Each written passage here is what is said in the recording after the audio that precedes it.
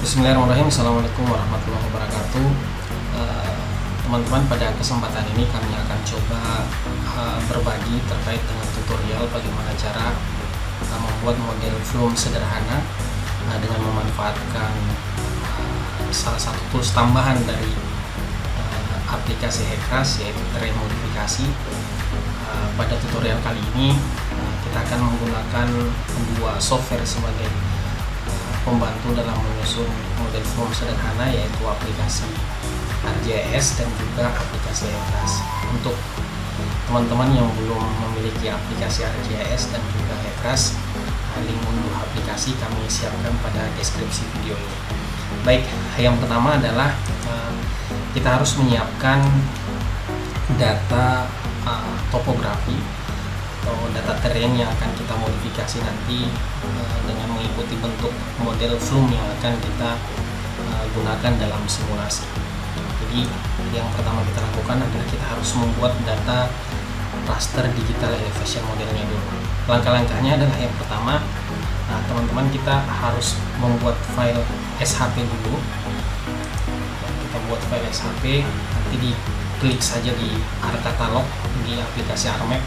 Jika aplikasi atau tools ArcCatalog belum muncul, mungkin teman-teman tinggal klik kanan pada menu bar yang ada di, atau tempat kosong pada menu bar yang ada di atas, kemudian diklik beberapa item-item di sini. Untuk ArcCatalog itu dia masuk di item standar. Nah, jika sudah muncul, silahkan diklik saja untuk katalognya atau ArcCatalognya. Setelah jendela katalog terbuka, silahkan cari folder untuk tempat penyimpanan data SHP yang akan kita buat. Pada video kali ini kami sudah membuat folder untuk kegiatan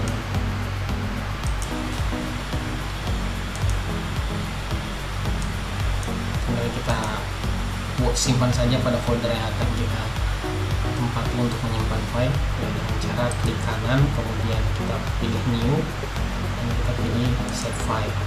Dan untuk file pertama yang akan kita buat adalah file polygon. Jadi kita buat saja dulu dengan nama batas digital elevation model. Jadi kita buat dalam format polygon, kemudian kita pilih koordinat sistemnya.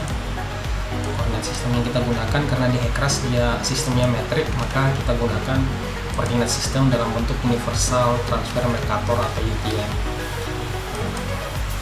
Kemudian setelah dipilih UTM, kita pilih WGS 1984.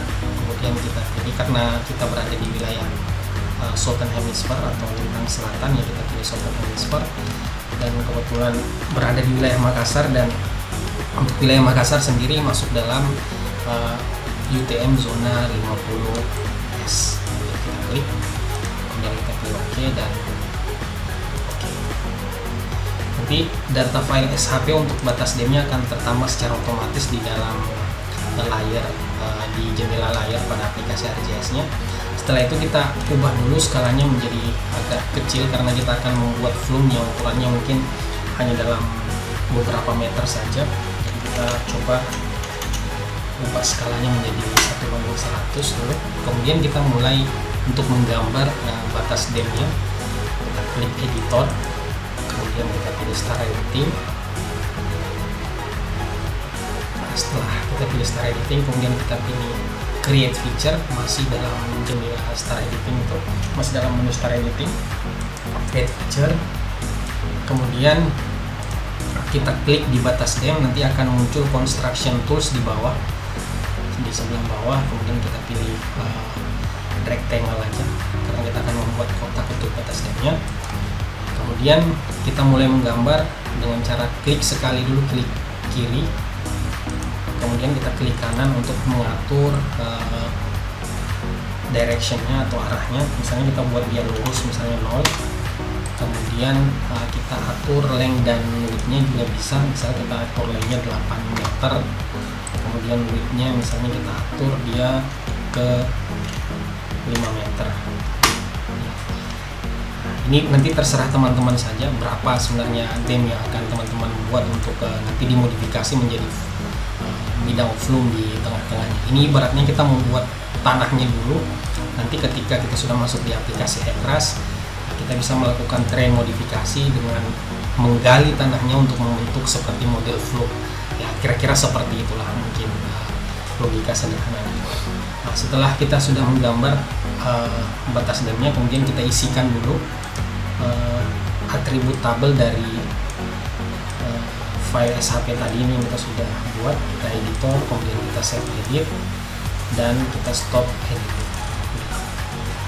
Setelah stop editing, kita klik kanan pada batas dam, kemudian kita open atribut tabel. Setelah open atribut tabel, kita pilih add field. Ini untuk menambahkan kolom, nanti akan kita isi kolom dengan elevasi. Elevasi ini adalah elevasi dasar dari bidang yang sudah kita buat ini. Jadi kita akan membuat elevasi dasar dari bidang ini, nanti itulah yang akan kita modifikasi untuk membuat flume-nya. Kita tambahkan field, kita beri keterangan elevasi, kemudian pastikan untuk tipenya itu adalah double. Ya, kita pastikan untuk tipenya double, kemudian kita klik OK. Setelah itu, setelah kita sudah membuat kolom elevasi ini, kita lakukan kembali editing, start editing,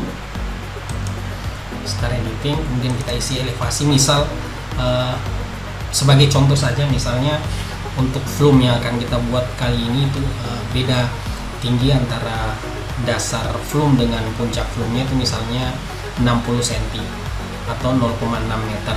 Artinya di dasarnya memiliki elevasi 0, sementara di puncaknya memiliki elevasi 0,6. Maka untuk memudahkan nanti, jadi kita buat saja elevasi dari batas dam yang akan kita gunakan ini adalah 0,6.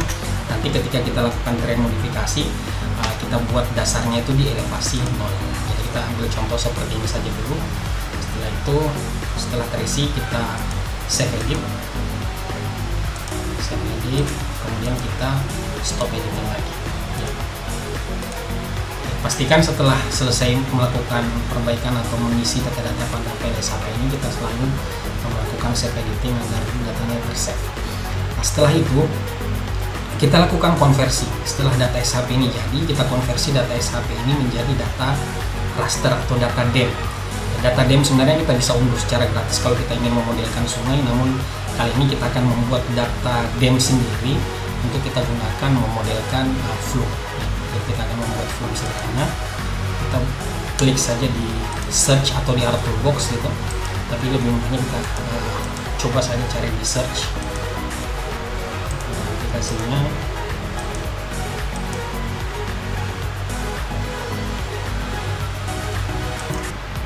Ya, selanjutnya kita klik saja pada menu search. Setelah halaman search-nya terbuka, kemudian kita ketik polygon to raster.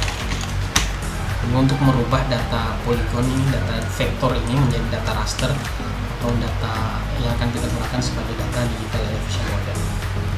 Kita klik polygon to raster conversion tools. Kita masukkan feature yang dimaksud adalah data SHP-nya dalam bentuk data dam. Kemudian value field-nya tadi kita pilih yang elevasi karena nanti nilai pixelnya akan berisi dengan nilai elevasi ini. Kemudian tempat penyimpanannya kita pilih di folder yang sudah kita gunakan untuk latihan tadi.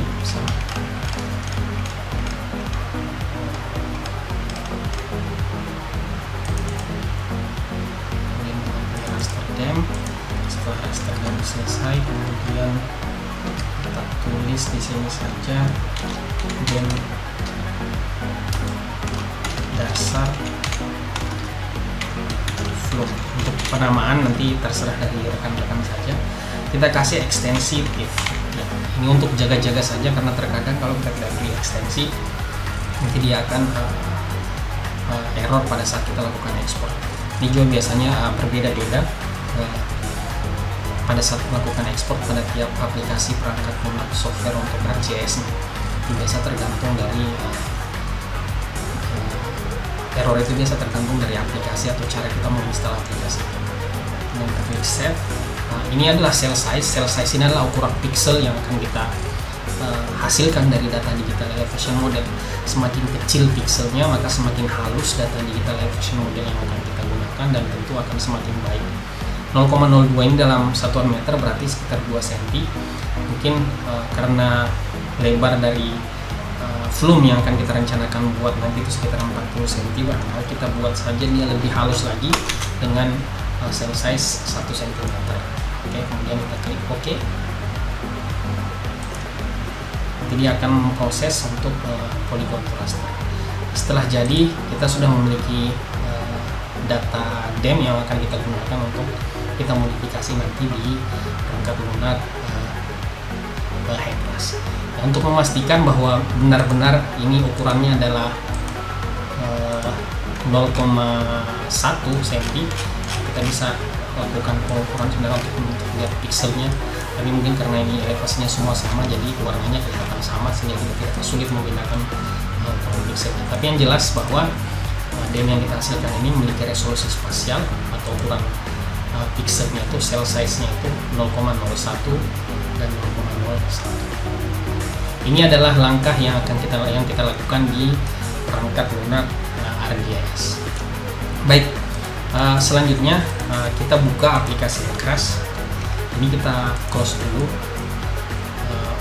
Untuk file projectnya boleh disimpan, boleh juga tidak disimpan. Pada video kali ini saya tidak memilih untuk tidak menyimpan. Kemudian kita buka aplikasi Hekras 6.3 ya. Tren modifikasi sendiri ini nanti muncul di versi 6 ya. Pada versi 5 sebelumnya kita tidak ada tools atau aplikasi tren modifikasi, sehingga kita akan coba memanfaatkan tren modifikasi ini untuk membentuk flume sederhana di Hekras. Baik, untuk Hekras sendiri, langkah pertama yang kita lakukan adalah tentu kita buat project dulu, file, kemudian kita pilih new project. Sebaiknya kita satukan dengan folder tempat penyimpanan data-data tadi agar gampang kita cari. Setelah itu kita ketik file project yang akan kita lakukan dengan Hekras sebenarnya. Kemudian kita klik OK. Pastikan mungkin bagi teman-teman yang baru menginstal perangkat lunak ArcGIS, unit sistemnya kita gunakan sistem internasional metric system. Kemudian nanti di halaman RASMapper-nya juga kita ganti untuk pengaturan generalnya untuk satuan yang akan kita gunakan dalam gambar. Baik, setelah kita buat project, langsung saja kita buka RASMapper untuk menambahkan data DEM tadi yang sudah kita buat. Kita klik saja RASMapper. Sebelum menambahkan data DEM tadi, terlebih dahulu kita harus membuat geometri. Ya, nanti ini akan kita gunakan sebagai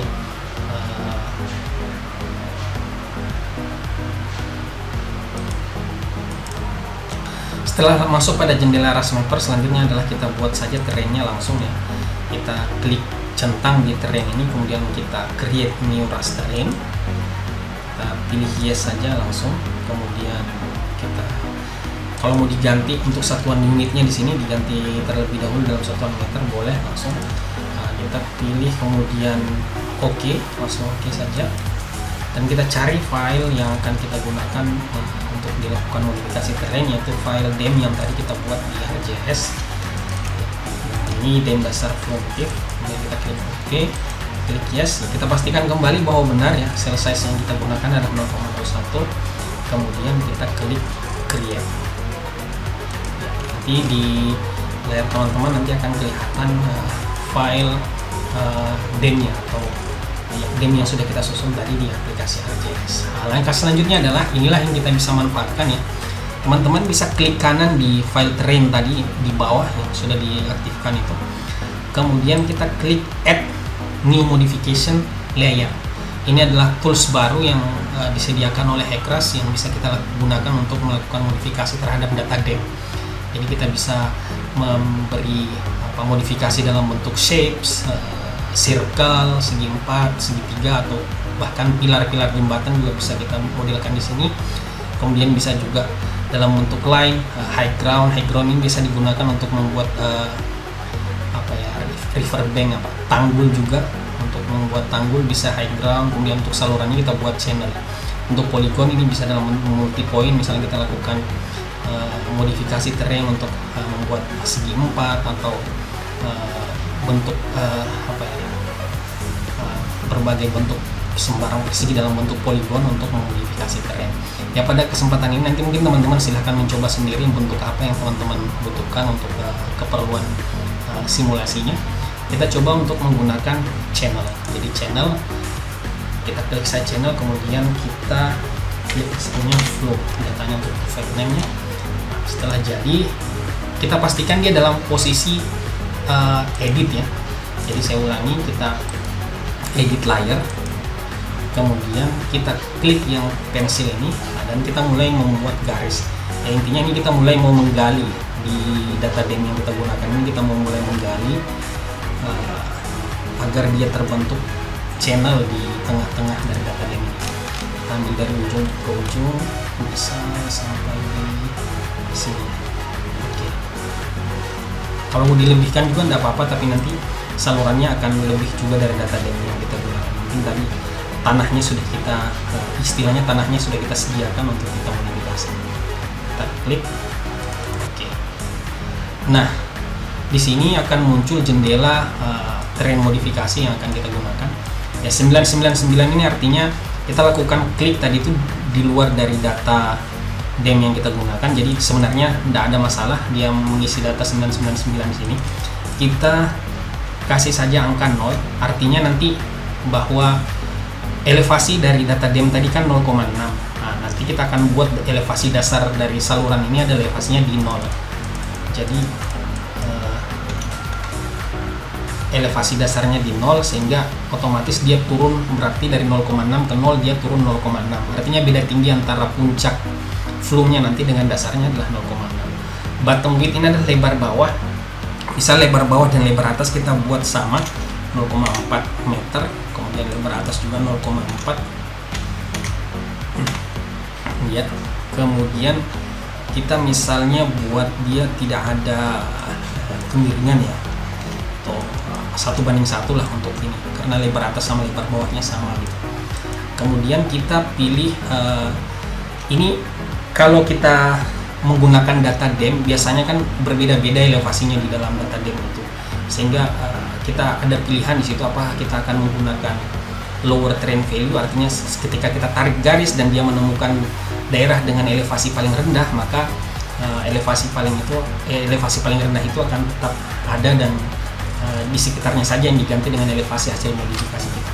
Namun pada kesempatan ini kita langsung saja barangkali kita pilih lower terrain value karena elevasinya juga rata-rata sama ya, jadi kita pakai ini saja. Nah, ini mungkin nanti teman-teman bisa otak-atik sendirilah ketika menggunakan data DEM. Kemudian kita klik OK. Ya. Ini sudah akan terbentuk. Memang kalau kita lihat seperti ini dia kurang kelihatan ya bentuknya. Tinggal kita stop editing saja dulu. Stop editing. Nah, ini sebenarnya dia sudah terbentuk. Kalau teman-teman mau melihat bagaimana bentuknya, teman-teman bisa klik di profile line, kemudian klik di garis pensil ini kan kita melihat kita klik seperti ini, kita buat garis seperti ini, klik 2 kali profile line. Kemudian nanti kita klik kanan di profil lainnya, kita lihat terrain profilnya. Nah, ini sudah terbentuk seperti flume 0,6 untuk di puncak dan dasarnya di elevasi 0. Nah, ini kita sudah dapat bentuk flume yang akan kita gunakan untuk simulasi kita. Baik, selanjutnya setelah kita lakukan modifikasi, kita pastikan dulu ini modifikasi tidak akan tersimpan kalau kita tidak ekspor dulu dia ke dalam terrain yang baru. Jadi kita klik kanan pada terrain, kemudian pilih generate new raster terrain, pilih resample to single terrain. Jadi kita klik kanan, generate new raster terrain, kemudian resample to single terrain. Setelah kita resample, kita pastikan lagi cell size-nya tetap sama. Kemudian kita bisa ganti di sini misalnya terrain flume. Ya, terrain flume, kemudian kita klik OK. Kita sudah dapat terrain yang baru. Ini bisa kita remove. Kita bisa remove. Nah, kita sudah dapat terrain yang baru. Ini elevasinya 0,6, ini elevasinya 0. Jadi kita dapat tren yang baru untuk flow-nya. Untuk profil lainnya bisa kita hilangkan, untuk profil lainnya. Oke. Nah, ini adalah tren flow yang sudah kita buat ya, dengan lebar 0,4, kemudian beda tinggi antara dasar dan puncak adalah 0,6. Panjangnya sendiri bisa kita ukur juga di sini menggunakan rulernya ya, kita dapat panjang sekitar 8 meter. Slope-nya tidak ada kemiringan. Pada kesempatan ini kita coba untuk membuat dia tidak ada kemiringan, jadi nanti di edge slope-nya saja yang kita adakan sebagai sumber debit yang akan kita alirkan. Baik, ini mungkin sampai dengan membuat flow mini. Memang ada beberapa metode ya, bisa kita menggunakan juga cross section, tapi setelah kami pelajari di pengembangan Hackrush yang terbaru ini, ternyata lebih simpel untuk melakukan pembuatan name seperti ini dibandingkan dengan kita harus menyusun cross section pada tiap-tiap bagian ini. Ini adalah data dasar yang sudah kita bisa gunakan untuk melakukan simulasi. Baik, saya lanjutkan saja barangkali untuk melihat bagaimana 3D model 3 dimensi dari flow ini. Tentu kita harus melakukan running terlebih dahulu. Saya kasih contoh di sini ya. Untuk melakukan running kita buat dulu geometrinya. Ini kita akan susun boundary conditionnya. Pilih add new geometry, kemudian latihan flow. Oke. Misal kita latihan flow di sini, kita edit geometri. Kemudian kita buat 2D flow areanya dulu, kita batasi dulu yang mana kita mau simulasi area yang mana ya. Saya kasih contoh misalnya kita simulasi di daerah sini saja, di sekitaran flow-nya saja.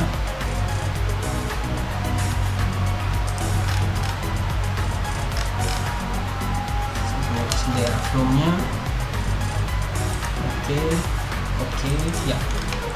Kemudian kita klik OK dan kita buat gridnya. Karena 40 cm tentu ya, sebenarnya kalau dari pengalaman kami minimal 3 grid lah untuk dalam satu area saluran seperti itu, supaya nanti akan ada perhitungan untuk tepi, tengah, dan hilirnya, dan tepi kiri, tengah, dan tepi kanannya maksud kami.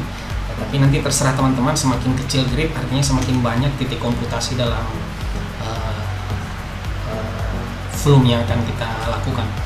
Nah, ini juga akan berpengaruh terhadap cepat lambatnya untuk membuat ukuran gridnya. Sekarang kita klik kanan di perimeter, kemudian edit 2D area properties. Kita ganti di sini karena lebar flow-nya adalah 40 cm tadi ya. Jadi kita buat dia, misalnya kita bagi dia ke dalam 5 grid, maka kita buat 8 cm misalnya, 0.08. Dan teman-teman silakan diatur sendiri, karena grid ini juga nanti akan berfungsi sebagai validasi. Misalnya data pengukuran lapangannya ternyata sekian, terus disimulasikan hasilnya sekian. Jadi kita variasikan saja untuk ukuran gridnya ini sampai kita dapat yang benar-benar mendekati dengan data lapangan. Dan biasanya kan kita bagi dalam bentuk 3 pengukuran, misalnya tepi, kemudian tengah, dan tepinya lagi. Nah, itulah tadi saya katakan kenapa kita menggunakan minimal 3 grid untuk satu channel seperti ini. Tapi nanti tergantung teman-teman dan hasil penelitian teman-teman. Kita coba misalnya ini, kita sudah dapat gridnya ya. Kita dapat 8 cm ya, kurang lebih 5 berarti 1, 2, 3 sekitar 5 dalam 1 ya.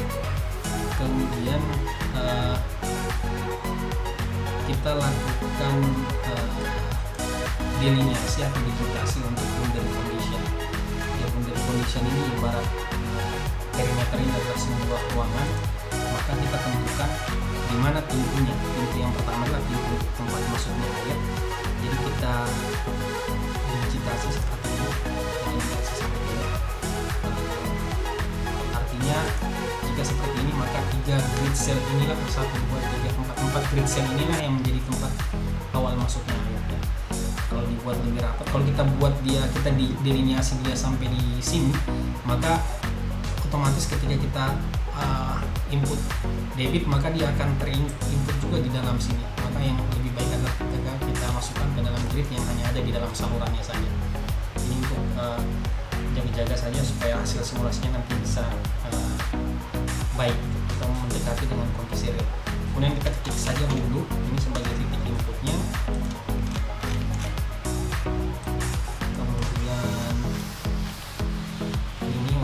sebagai titik keluarnya air ya. Keluarnya air hilir. Oke. Sekarang kita sudah punya geometri dengan boundary condition yang sudah kita susun. Jadi kita stop editing, kita save, yes. Ya, kita sudah punya geometri untuk boundary condition dan geometri untuk perimeter atau batas area yang akan kita simulasi. Selanjutnya adalah kita close saja untuk ras mappernya. Kita close. Jika untuk profil line tadi kita lakukan editing, kita pilih saja yes. Kemudian kita buka file geometri. Geometri itu ada di gambar sungai seperti sungai ini, seperti dendritik saraf kayak gitu. Nanti edit geometri data. Setelah terbuka jendela geometri data, kita tambahkan file geometri yang tadi sudah kita buat. Kita pilih latihan flow. Ya, sini sudah ada tadi file geometri latihan flow sudah terbuka. Nanti otomatis akan terisi di baris geometri karena kita perlu untuk mengisi. Selanjutnya kita isi dengan data unsteady flow data atau data debit yang akan kita gunakan pada simulasi. Benar-benar dengan kondisi mula-mula dia 0 dulu, kemudian kita pilih 0,06. Ini harus terisi juga yang kolom bawah ini, BC line ini sebagai edge slope untuk titik awal di masukannya air, jadi harus ada dimasukkan di sini. Biasanya kami pakai 0,01 jadi kemiringannya, jadi semakin miring semakin cepat nanti air masuk dari titik awalnya itu, jadi semacam ditumpahkan ke atas ke ujungnya itu. Nah, kita coba saja dulu untuk file ini, nanti teman-teman silakan lakukan sendiri variasinya dan disesuaikan dengan data di lapangannya atau jika melakukan pemodelan di laboratorium. Kita coba saja langsung. Kita coba saja setelah terisi kemudian oke. Untuk hilir, ini hilir bagaimana kondisi di muaranya, apakah airnya juga langsung jatuh saja ya, kita masukkan juga kemiringannya untuk di muaranya. Jadi kita pilih normal depth. Kalau misalnya kita ingin melakukan simulasi dengan pengaruh pasang surut di hilir, maka kita pilih stage hydrograph. Nanti kita akan masukkan elevasi muka air untuk di hilirnya. Jika kita hanya akan memasukkan kemiringan atau dia hanya langsung keluar saja secara biasa yang langsung jatuh, tidak ada obstacle atau air di bawah, kita pilih normal depth. Kita ganti dulu ya, tadi kita klik ya stage hydrograph, kita ganti jadi normal depth, yes. Kemudian kita ini kemiringan misalnya dia agak miring ya, jadi keluar lah gitu, kalau langsung keluar dari flow. Kita pilih misalnya 0,1. Oke.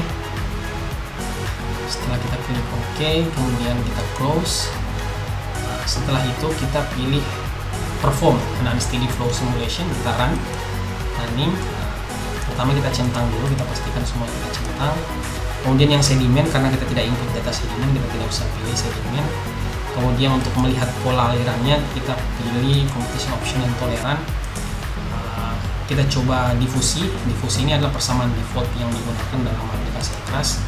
Kemudian kita pilih starting date, misalnya hari ini dan juga hari ini, dan kita coba running 1 jam 000100.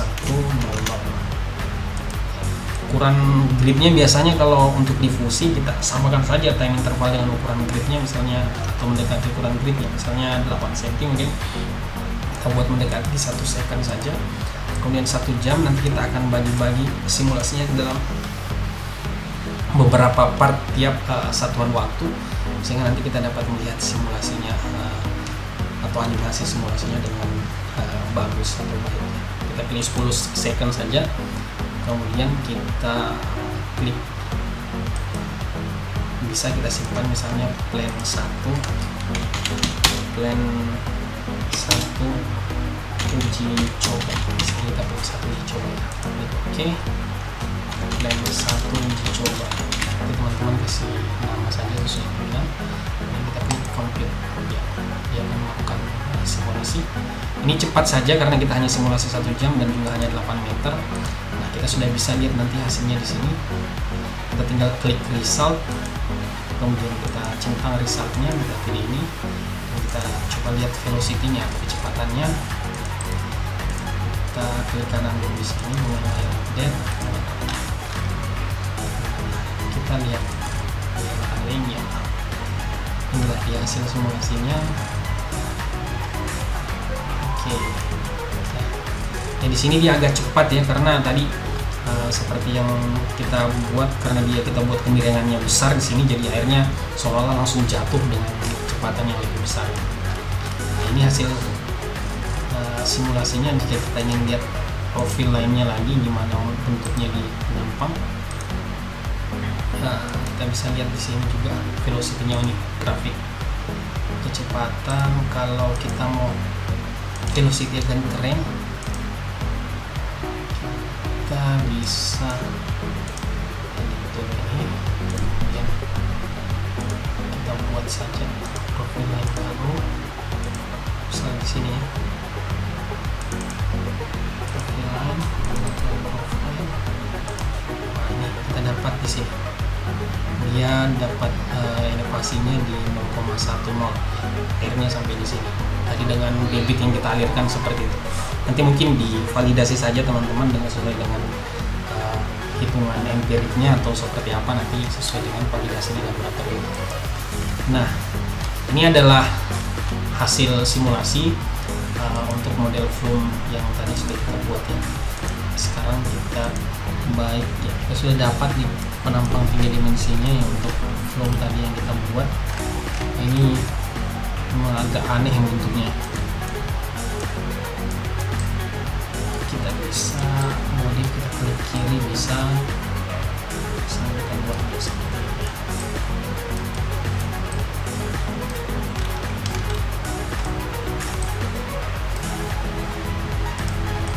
Buatnya seperti ini, terus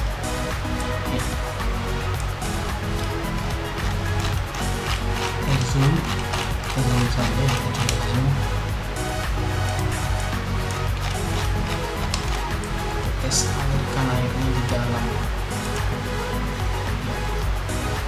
Lihat penampakan untuk air yang mengalir di dalam salurannya. Memang agak kurang baik ternyata kalau kita buat dia di penampang yang lebih kecil, relatif lebih kecil seperti ini. Nah, seperti inilah kurang lebih. Jadi ini tempat air masuk, kemudian ini tempat air keluar.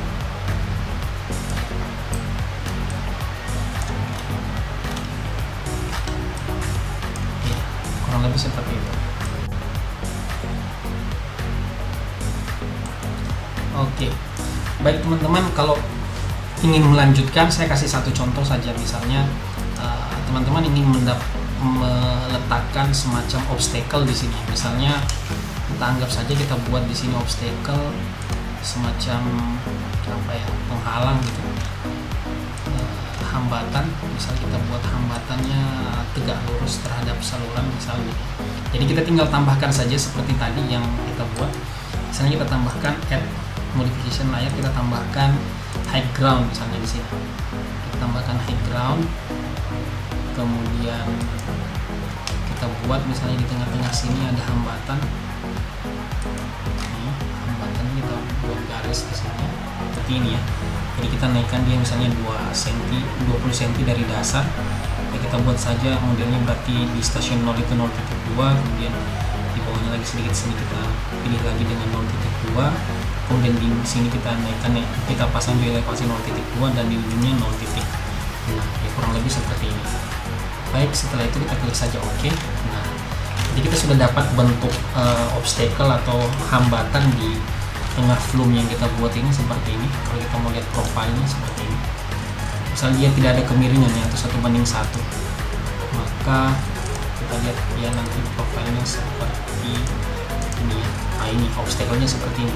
Kalau kita mau buat kemiringan, nanti kita bisa tambahkan kemiringannya berapa di sini. Tinggal kita ubah lagi di sini high ground-nya tadi. Jika kita ingin membuat ada kemiringan pada obstacle-nya, ya kita tinggal bedakan saja mungkin lebar atas sama lebar bawahnya. Misalnya kita buat dia 0,08 ya, lebar atasnya 5 cm, kemudian lebar bawahnya 8 cm misalnya. Kita bikin kemiringan 1:1 atau bagaimana ya, teman-teman silahkan sesuai dengan kreasinya atau sesuai dengan penelitian yang dilakukan. Air dan tadi kemudian kita akan dapat bentuk profil obstacle-nya seperti ini kurang lebih. Ya, jadi ada kemiringan, ya, kemiringan di sini ya, di sini dan di sini.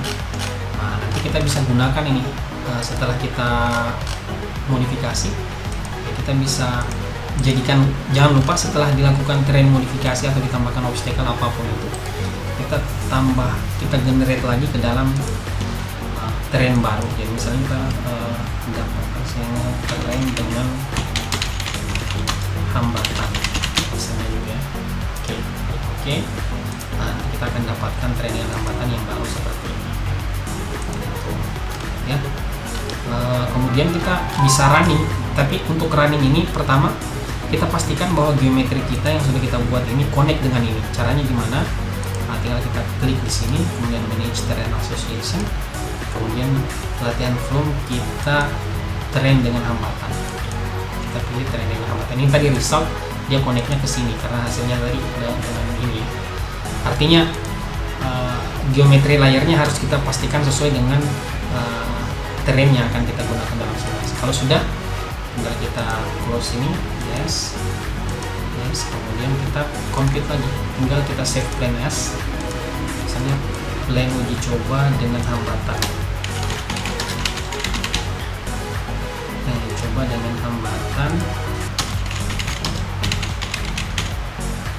kemudian kita klik OK dan klik compute.